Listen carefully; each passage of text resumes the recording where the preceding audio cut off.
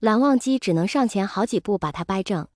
看路，这不是有你吗？2天游玩了好一些日子，魏无羡终于体验到了被人带着玩的感觉。蓝忘机早早就做好了攻略，知道魏无羡不喜欢沉闷的地，也就没带他去博物馆和图书馆，倒是在小吃街上面绕了好几天。魏无羡哪日不是吃到肚子圆滚滚的回酒店？他又说想去海边，蓝忘机只能带着他去。本来是准备去买一些用品，魏无羡却说不用，海边什么的他最有经验了。蓝忘机也就信了，他不知道的是魏无羡还是悄悄地去买了东西。遮阳帽和花衬衫，花衬衫一看就是魏无羡本人的款，蓝忘机还不知道，只以为他新买了2件花衬衫，为了去海边做准备。谁知道去海边当天，魏无羡突然甩了件花衬衫要他换上。换上啊，快，哥哥带你去冲浪。谁是哥？你换上，你换上，你换上，你是哥行不行？蓝忘机慢腾腾地挪到了卫生间，魏无羡在外面等了好一会儿才出来。噗哈哈哈哈哈！蓝忘机看他一眼，魏无羡立马憋回去。好看，好看，太好看了！好，蓝湛，我们出门吧。像是生怕蓝忘机反悔，魏无羡立马就要拖他出去。蓝忘机像是回到了少年时，那种被母亲拿着裙子追的感觉，别别扭扭的躲避。就像他现在穿着自己没穿过的艳色衣服，总觉得哪里不对劲，有点别扭，也有点想躲避，但看着魏无羡和自己一样的花衬衫，又有些高兴，很矛盾。魏无羡兴冲冲地叫了辆游艇，说要自己开着冲浪，拍拍胸脯表示自己很有经验。蓝忘机也就信了。一开始魏无羡玩的也是蛮好的，蓝忘机被他载着绕了好几圈，魏无羡花样也多，还说要绕个 LW 给他看，过程也相当精彩。蓝忘机看着自己什么都会的小男友，心里涌上一丝骄傲。正当他像个慈祥的老父亲和魏无羡返程到岸边的时候，魏无羡又想骚了，一个侧扫，还回头对着蓝忘机眨了一下眼睛。砰的一声，2个人摔进了水里，旁边的欢呼声一瞬间就停了。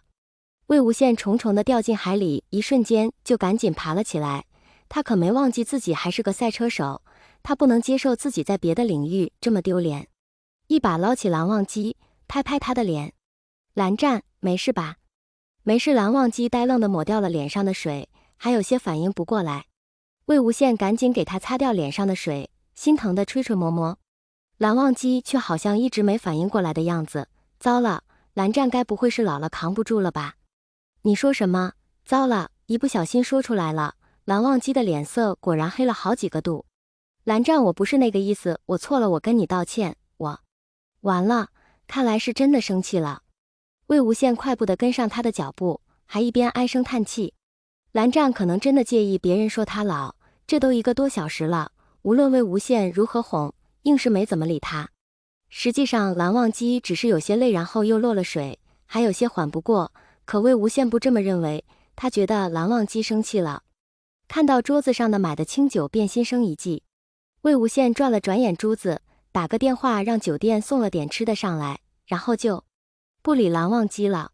哄着哄着的人突然走掉，这个滋味任谁尝到都不好受。蓝忘机悠悠地看了他好几眼，魏无羡对上他的视线也有些心虚，可他是谁？即便是没有理，也是最理直气壮的那一个，何况他可是知道蓝忘机一定会让着他的，那他可就更敢得寸进尺了。这不，怎么？哄累了，我歇歇。蓝忘机没理，去洗澡了。魏无羡换了套衣服，宽松的睡衣和大裤衩，还好是在酒店，不然蓝忘机又要让他换了。脚踝上还有2圈指痕，全是蓝忘机昨夜留下的，怎么看怎么勾人。蓝忘机出来的时候面对的就是这晃动的脚，天生那人还不在意。情事上他一向有点过火，很多时候也总克制着，但总是经不住魏无羡的撩拨，故而动作狠了些。魏无羡还开玩笑说他这么喜欢咬他，要不去胸口闻他的名字。虽然听起来很好，但出去闻不也让人摸了看了？不妥。门铃响了，他大大大的扑腾拖鞋去开门，把服务员给引进来。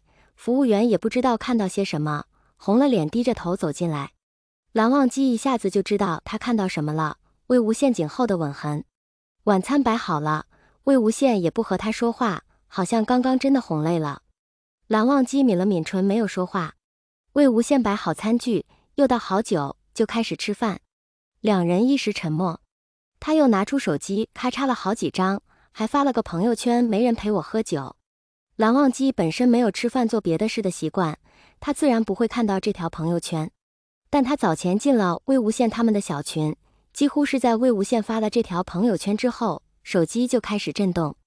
拿起来一看，魏哥怎么会没人陪你喝酒？蓝哥不在吗？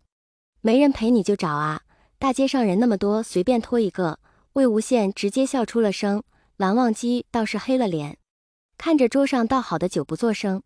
魏无羡终于肯拿起他的酒，递到蓝忘机面前。蓝忘机定定地看着他，心里却在想，魏无羡明知他会醉，醉了还记不得，魏无羡这是更喜欢最后的他，还是玩心又起？但他还是顺着他抿了一口。魏无羡笑眯眯地看着他，等着他睡。怎么还没睡？刚一出声，蓝忘机就支着头睡了过去。魏无羡心中默数，等着他醒。蓝忘机睁开了眼睛，看着还有点不清醒。魏无羡觉得好玩，搔了搔他的下巴，却被躲开了。蓝忘机也不看他，失落地看着盘子。又是我的错了。你的错。人委屈地看着他。是我的错，那你要怎么样啊？魏无羡哄小孩似的看他。你不哄人，好，哄你。蓝忘机满意的点了点头，还朝着他的方向靠近了些，仿佛要魏无羡立马兑现哄他了。魏无羡有心逗他，装模作样的叹了一口气，哎，可我不知道要怎么哄你了，怎么办？模样倒是十分苦恼。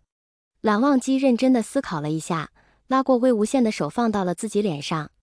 哄，哦，没想到你是喜欢这样的呀。魏无羡高兴的往他脸上摸了好几下。好了，那你还理不理我呀？魏无羡收回了手。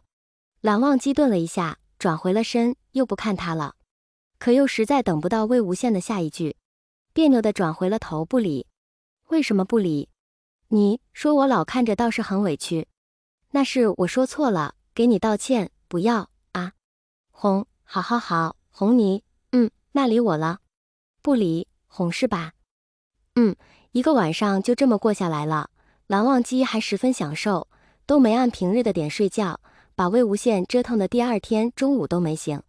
旅行告一段落，两人回了家。这次魏无羡倒是没有要出去浪了，好好的待在家，甚至没有跟着蓝忘机去工作。他找到了新的乐子，打游戏。国外手游倒是不盛行，他之前玩的也是大型的，现在倒是迷上了小游戏，消消乐。蓝忘机回家的时候都能看到这人躺在床上要通关，本来以为只是一段时间的兴趣，谁知道魏无羡是准备过掉所有这种类型的游戏。有时候蓝忘机半夜醒来，还看到这人偷偷摸出手机来玩。既然交手机也没有用，那只能身体力行的让他累到睡觉了。蓝夫人的亲戚生了宝宝，出月了，带过来给魏无羡他们看。恰巧周末，蓝忘机也在。